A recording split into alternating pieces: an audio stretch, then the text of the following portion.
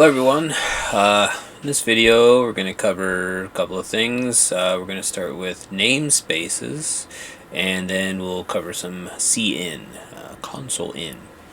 Up to this point we've been just using std, the prefix, which is a standard prefix. So you see here we have std : string, so on and so forth. This is let's compile this real quick here. This is cin demo and -o.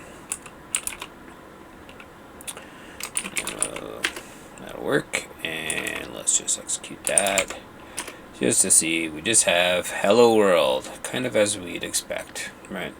But we are prefixing quite a few things with std, which is the namespace, and so that can, as you could expect, can be a little tedious. So what we can do here is we put a using here and namespace, and I believe we need the double quotes. Is that correct, or did I goof? I did. You don't need double quotes. How silly of me. Okay, so now we have this imported, and we're going to be using this namespace, which means everything defined within that namespace, std, will now be accessible without this prefix. Now, what is a namespace for? It's kind of for separating chunks of code, or say a library. What if you had something called multiply numbers defined, and you had it in two different libraries? Well, that would cause a collision unless you had something like a namespace. So this is an extra layer of kind of grouping that allows you to have matching names, but in a separate namespace. It helps with naming conventions. Naming things, as you'll find out, is one of the most difficult things. Trying to name things so they're meaningful but not have ridiculously long names and so on and so forth. That's a challenge. Okay, so back to what we were talking about, std. So now, if we compile again here, it should basically give us no difference, right? Why? Because we pulled this in, but we're now doing exactly the same thing as we were before. But if we now decide that we don't want this here and here, save, compile,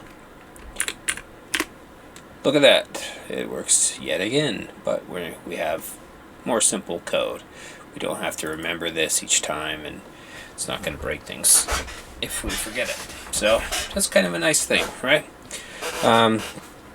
The next thing that we are going to cover is cin. So c out. I believe the c is console, so console out, this is writing, and cin, as you may have guessed, would be taking input from the console. So let's define a new variable. We'll say name. It's pretty standard, and we're going to set that to nothing. Okay, so it's empty, and instead of saying hello world, let's say hello, and we'll add name. Okay, now as is, this is valid, but let's change this. We'll say hello name. Okay, place that here. So as we have it now, this is an empty string, which is nothing. So if we print this, it should just say hello and then exclamation point. And we will do that just for demonstration. See, here we go. There's just nothing there. We have no name. We are nameless currently. So how can we remedy that? We use cin. So in this case, how does this go? The arrows are backwards. So one is one direction, one is the other. Why? I'm not quite sure. I always forget which direction they go. But it's one of those things. You forget these little details in different languages. So we will say name here. And this, now, when we save, compile, and execute, should now prompt us for our name. So let's do that. And we didn't add anything to tell us, so it won't. We don't know what it's doing. Kind of looks like it's just stuck there, so we'll improve it after this. But for now, we'll give a name. Bort. Of course, hit enter. And what do we do here? We we have a problem. What is our problem? Let's think about this. Why did we get nothing? Because we defined our variable here with hello name. At the time of this definition, name had nothing. So here, although we changed the value of name, we did not change it here. We would need to reassign it. And so what we're going to do is we're just going to actually take this and we're going to, oops, sorry. Again, wrong keyboard shortcut. Switching OSs makes it confusing occasionally. Alright, let's just kind of restructure here and resave. Now we should get the behavior more that we were expecting.